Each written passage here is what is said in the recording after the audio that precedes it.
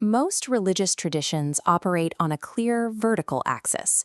We often visualize it like this: an all-powerful deity at the top and humans at the bottom, petitioning a distant power for favors or guidance. But the Bhakti tradition introduces a different dynamic. It suggests a relationship so intimate that the roles of master and servant can actually switch, placing the divine in a position where he seeks something from the mortal. This brings us to a quiet sunrise centuries ago. A man named Govind Das, a master of classical music, was sitting by the river, practicing his morning vocal scales. To understand what happened next, you have to look past the titles. In this story, spiritual status doesn't grant you an automatic pass on technical skill. Govind Das's practice was interrupted by an unannounced visitor, Lord Krishna himself.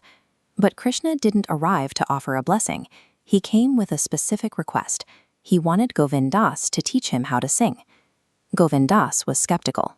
He asked why the source of all creation, the master of every art form, would ever need a human vocal coach. Krishna admitted to a hidden vulnerability. He explained that during the divine dance, when the gopis and Radha sang, their melodies were so perfect that he felt a sense of glani, a deep feeling of inadequacy. He couldn't match the sweetness of their voices. Even the Supreme Being felt he had reached a limit. To find the sweetness he was missing, he decided he had to become a student. The lesson began with a shift in posture. Krishna took the form of a small boy, a lala, and sat on the ground, physically placing himself lower than his human teacher. Govind Das started with the basics, asking Krishna to perform an alap. Krishna tried, but his very first attempt at the vocal melody was a failure. Govind Das opened his eyes and stopped him cold. The teacher offered no divine slack. He scolded the boy, corrected his mistakes, and told him he wouldn't move on until the first lesson was perfect. Krishna was treated like any other struggling student. Artistic mastery requires a specific kind of humility. The ego has to go, even if that ego belongs to the ruler of the universe. Krishna's frustration grew.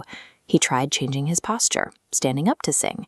He held his hand to his ear to catch the pitch, but the notes remained elusive. In a moment of desperation, he waded into the freezing waters of the Yamuna River, hoping the cold might provide the vocal clarity, a clarity he just couldn't achieve through his practice alone.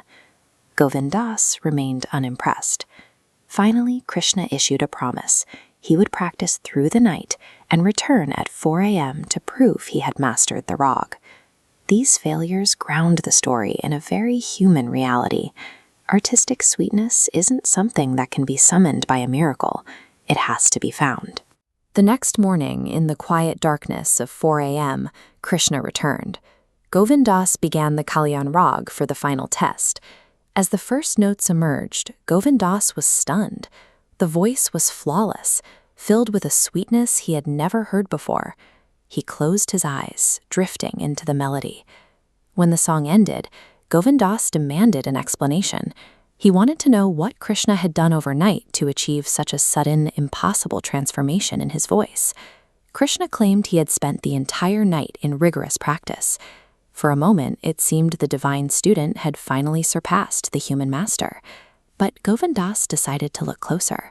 When Krishna started again, the teacher noticed something odd. The boy was overacting, exaggerating his mouth movements and shaking his head side to side with a bit too much theatricality. Then his ears caught the truth. The voice wasn't coming from the boy sitting in front of him. It was originating from the trees directly behind Krishna. Govind Das rushed to the foliage and found the source. It was Radha, hidden behind a tree, singing the notes perfectly, while Krishna merely moved his lips to the sound. This story reveals a specific theological point. While Radha and Krishna are seen as one, Radha holds the ultimate supremacy over art and devotion. In this tradition, even God acknowledges that the highest perfection doesn't come from his own power, but from the devotion embodied by Radha.